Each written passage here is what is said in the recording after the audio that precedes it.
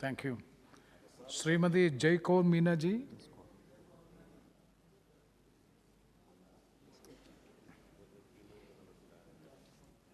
बहुत बहुत धन्यवाद सभापति महोदय। मैं बराबर सुन रही हूँ कि महंगाई को लेकर जिस तरह से हमारे प्रतिपक्ष भाई सांसद और बहनें अपने विचारों को इस तरह से रख रहे हैं जैसे भारत में विगत 75 वर्ष में अपना पिछला इतिहास यदि ध्यान देते तो मैं सोचती हूँ कि उनको सोचने के लिए और अपनी विचारों को व्यक्त करने के लिए कुछ लाइन मिल जाती। हमारी पार्टी के माननीय सांसद भाई उदय प्रताप जी ने जो भी इन सब की बातों को सुनकर जो उत्तर दिया, मुझे लगता है कि मांग और पूर्ति के समन्वय, मांग और पूर्ति के असमंजस्य को ध्यान में रखते हुए जिस तरह से हमारे देश के अंदर कुछ वस्तुओं पर महंगाई की मार पड़ी और उस महंगाई के कारण भी उन्होंने स्पष्ट किए, लेकिन फिर भी हमारे माननीय सांसदों ने, बहनों ने कुछ भावनात्मक बात भी कही। भावनात्मक बात मैंने सुप्रिया जी की सुनी। माननीय सुप्रिया जी बहुत ही वरिष्ठ सांसद हैं, कन्नी मोजी जी वो भी बहुत वरिष्ठ सांसद हैं, और बहुत मैं सोचती हूँ कि उन जिनके पावन फटी बिवाई वो क्या जाने पीर पराई। मैं एक बात कहना चाहूँगी कि 60 साल और 8 साल की बात भी की। माननीय नरेंद्र मोदी जी के कार्यकाल में 8 साल का जो शासन रहा, गांव गरीब का, हमारे मध्यम वर्गीय परिवारों का, हमारे देश के सम्मान का, हमारे देश की सम्मान को जिस तरह से विश्व आज पहचान रहा है, आप सब यदि ये एहसास करते या अपने आप के मन में झांक कर देखते तो शायद ये पता चल जाता कि वो ज़माना था जब देश आज़ाद हुआ, 33 करोड़ आबादी थी, लेकिन उस समय भी माननीय दिनकर जी ने एक बात कही थी कि स्वानों को मिलता दूध वस्त्र, भूखे बालक अकुलाते हैं, माँ की हड्डी से चिपट निठुर जाड़े की रात बिताते हैं। वो बात याद नहीं रही। यदि वो बात याद रहती तो 60 साल और 8 साल, माननीय नरेंद्र मोदी जी के 8 साल बेमिसाल प्रगति की हमें झलक देते हैं।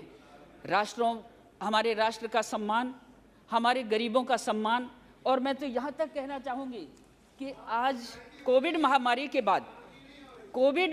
के बाद भी हमारे देश की अर्थव्यवस्था को जिस तरह से उन्होंने संभाला, उसका एक छोटा सा उदाहरण है कि मई 14 के बाद पहली बार अप्रैल 2022 में महंगाई की दर 8% रही।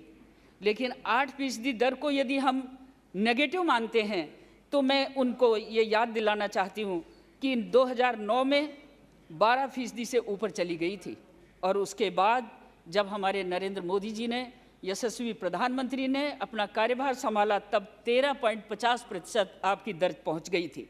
और ऐसी स्थिति में हम बढ़ती आबादी, घटते संसाधनों का यदि संतुलन देखें तो इस कोरोना काल में जिस तरह से इस राष्ट्र को संभाला गया, सारी दुनिया उसके लिए दांतों तले उंगली दबाती है। आज हम सब बिना मास्क के बैठे हैं। 200 करोड़ के लिए टीकाकरण की समुचित व्यवस्था करने के बाद हमारे विदेशों में भी इस व्यवस्था तक को, इस टीके को पहुंचाकर उन्होंने वसुधैव कुटुंबकम की एक भावना को भी चरितार्थ किया है। गरीब के खाते में, गरीब किसान की चिंता। आप यदि महंगाई को देखें तो मैं सोचती हूँ कि केवल डीजल, पेट्रोल और गैस के सिलेंडर के नाम पर ही महंगाई पर चिल्ला रहे थे। अभी जितने दिनों तक हमारा सत्र प्रभावित हुआ, तख्तियाँ लेकर जो बैठे हुए थे, गैस के सिलेंडर का लेवल लगाकर, रेट लगाकर जो संसद व्यवस्था को प्रभावित किया, इनको झांकना तो चाहिए कि जिस समय आपने सरकार छोड़ी थी उस समय यदि सिलेंडर था तो 1241 रुपये में था और 423 रुपये उस पर सब्सिडी थी, जिसके कारण आप हलवा खा रहे थे। लेकिन सब्सिडी को जिस तरह से हमारे यशस्वी प्रधानमंत्री जी ने सब्सिडी छोड़कर, गैस की सब्सिडी छोड़ने का आह्वान किया, उस समय गरीबों के लिए आज 9 करोड़ गैस कनेक्शन फ्री में मिले। मैं ये भी कहना चाहूँगी कि आप किसान की बात करते हो, किसान के उत्पादन को यदि महंगा हो गया तो आप चिल्ला रहे हैं। ये पूरा सदन जो भी हम बैठे हुए हैं, मैं एक गांव गरीब की, एक अनपढ़ छोटे से किसान की बेटी हूँ, छोटे से किसान परिवार की मैं बहू हूँ। मैं जानती हूँ कि किसान के उत्पादन का दाम जब उसे अच्छा मिलता है तो उसके चेहरे पे रौनक आती है। माननीय प्रधानमंत्री मोदी जी ने एमएसपी की जो वकालत की है, मेरे पार्टी के यशस्वी सांसद ने उदय प्रताप सिंह जी ने जिस तरह से आपको बताया, मैं राजस्थान से आती हूँ, बाजरे की एमएसपी 2300 रुपये करने के बाद राजस्थान की सरकार ने 1 किलो बाजरा नहीं खरीदा। किसानों को 1100, 1200, 1300 रुपये के रेट से उनको बेचना पड़ा। आज भी उनके घरों में बाजरा सड़ रहा है। अभी मैं ये भी कहना चाहूँ कि अभी मैं ये कहूँ, हमारे टीएमसी के भाइयों ने, बहुत अच्छी बहन ने बड़ा अच्छी तरह से लच्छेदार बातों में हमारी आलोचना कर दी, लेकिन उस आलोचना के पीछे कुछ सच्चाई भी रखो। मैंने अभी वेस्ट बंगाल के करीब 25-30 गाँव के अंदर मैं घूम कर आई। मैंने देखा कि छोटा सा पॉन्ड खुदा हुआ है, ना उनको शौचालय मिला। जो 12,000 रुपये हमारे मोदी जी ने शौचालय के लिए स्वच्छ भारत अभियान के तहत दिए, वहाँ शौचालय नहीं बना। उनको पक्का मकान के लिए दिए, वहाँ पक्का मकान नहीं मिला। उनके लिए किसान कल्याण दिया, वो उनको नहीं मिला। छोटे से तालाब में सड़े हुए पानी के अंदर पानी पी रही हैं, नहा रही हैं, और उसी तालाब के अंदर बतख पल रही है, मुर्गी पल रही है, और उन्हीं का उसी एरिया में केवल एक धोती को पहनकर मेरी बहन अपना घर का गुजारा कर रही है। आपके दिल के अंदर उस समय दर्द नहीं पैदा हुआ? आप रहते हैं महानगरों में, आपको जिस 20 लाख 25 लाख की आबादी ने चुनकर भेजा है, उनमें से गरीब कल्याण के लिए जो भारत सरकार की कल्याणकारी योजनाएं हैं, क्या वहां तक पहुंचाने में मदद कर रहे हैं? यदि मदद करते तो आज पार्थ जैसे मंत्री के घर के अंदर कूड़े की तरह नोटों का ढेर नहीं मिलता, कूड़े की तरह नोटों का ढेर नहीं मिलता। मैं बंधुओं ये भी कहना चाहती हूँ कि कांग्रेस के 3 एमएलए गाड़ियों में भर भर कर रकम ले जा रहे हैं। यदि डिजिटल करेंसी का माध्यम हमारे वित्त मंत्री जी ने, हमारे भारत के यशस्वी प्रधानमंत्री जी ने ये लागू किया, तो हमारा लेन देन जब इस तरह के काले धन को इधर से उधर करने में ये पैसा किसका है? वो शिक्षकों का है, गरीब शिक्षकों का, जिन गरीबों ने 20-20, 25-25 लाख रुपए दे करके, लेकिन उसमें फर्जी नौकरी मिली। और फर्जी नौकरियां लेने वालों के लिए क्या हम ये सब आपके कुकृत्य, ये बुरे काम क्या हमारी महंगाई को प्रभावित नहीं करते? क्या हमारी आर्थिक नीति को प्रभावित नहीं करते? मैं इतना कहना चाहूँगी आप सबको कि देखिए, जहाँ ये स्थिति थी भारत की कि भारत के मुखिया जब विदेशों में जाते थे तो कोई पहचान नहीं थी, उनको कोई मिलने नहीं आता था। आज मोदी जी जाते हैं तो तहलका मच जाता है कि मोदी मोदी मोदी, कारपेट बिछा करके उनको मिलने के लिए आते हैं। क्यों आते हैं? क्या वो करप्ट हैं? क्या वो बेईमान हैं? आज हमारा एक भी मंत्री किसी भी तरह के भ्रष्टाचार से लांछित नहीं है। ये 8 साल की बेमिसाल आप सरकार है, और आप इस सरकार के बारे में यदि कुछ सोचेंगे तो 10 करोड़ गरीबों को, आप तो कहते हो 10 करोड़ गरीबी रेखा के नीचे हैं।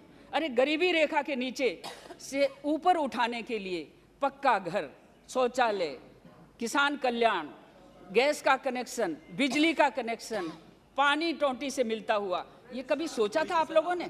ये कभी सोचा था? आज बढ़ती आबादी, घटते संसाधन का संतुलन करने के लिए हमारे यशस्वी प्रधानमंत्री और हमारे मंत्रिमंडल के सारे भाई जिस तरह से दिन और रात मेहनत कर रहे हैं, गुलछर्रे नहीं उड़ा रहे, मेहनत करते हैं, और मेहनत के साथ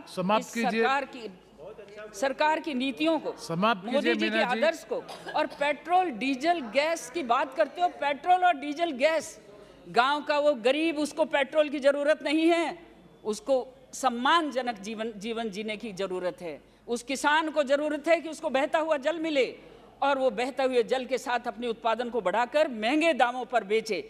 आप तो खाने वाले हैं, वो अन्नदाता जो 65% के रेस, 65% काम करने वाला वो अन्नदाता, 25% उसके साथ काम करने वाले कृषि मजदूर, क्या कभी उनकी सोची आपने? कभी नहीं सोची। बंधुओं, मैं ये कहना चाहती हूँ, मीना जी समाप्त कीजिए। मैं आपसे 1 मिनट चाहूंगी। 1 मिनट। भारत की तेज गति से बढ़ती आर्थिक स्थिति को, इसके भविष्य की तरफ इशारा है। ये इशारा है। अभी 8 साल में जो काम हुए हैं वो बेमिसाल हुए हैं, और ये भी सही है कि नेतृत्व किसके हाथ में है? एक ऐसे इंसान के हाथ में है जो गरीबी को जानता है, जिसने चाय बेचकर गुजारा किया, सोने के महलों में नहीं रहे। आज जिन लोगों के हाथ में 60 साल तक राज रहा, उनके बाथरूम में सोने की रीप लगी हुई है, ये आप जानते हैं अच्छी तरह से। उनको नहीं इस बात का एहसास। मैं कहना चाहूँगी कि 2014 में केंद्र ने नरेंद्र मोदी जी की सरकार आने के बाद देश में की जनता को उच्च मुद्रास्फीति की दर से निजात दिलाने के लिए, मैडम, आप ये देखिए कि रिजर्व बैंक के साथ 20 फरवरी 15 को एक मौद्रिक नीति ढांचा करार हस्ताक्षर किए। इस समझौते के अंतर्गत ये तय किया गया था कि देश में उपभोक्ता मूल्य सूचकांक समाप्त। आधारित मुद्रास्फीति की दर 2016 में 6% से नीचे रही थी। और आपको मैं कहना चाहती हूँ, उक्त समझौता देश की मुद्रास्फीति के लिए, भविष्य के लिए एक मील का पत्थर है, धन्यवाद। जो निस्संदेह हमारे वित्तीय व्यवस्था में, और जिस तरह से आज महंगाई की दर के ऊपर केवल डीजल, धन्यवाद मैम, डीजल, धन्यवाद, पेट्रोल, धन्यवाद। गैस करके इस एक मिनट मैडम, पड़ेगा। और मैं आपको कहना चाहती हूँ कि पेट्रोल के दामों में देश, हमारे देश की बात करते हो, सैकड़ों देश ऐसे हैं जो अभी भी, जिसमें 15 देश ऐसे हैं जो रो रहे हैं। Concluding गाड़ियां sentence। जिनके घरों के आगे छोड़ दी गई हैं। आप सोचिए, भारत में कोई ऐसा नहीं जिसने अपनी गाड़ी को petrol. ET Sir, thank you very much, sir, for giving me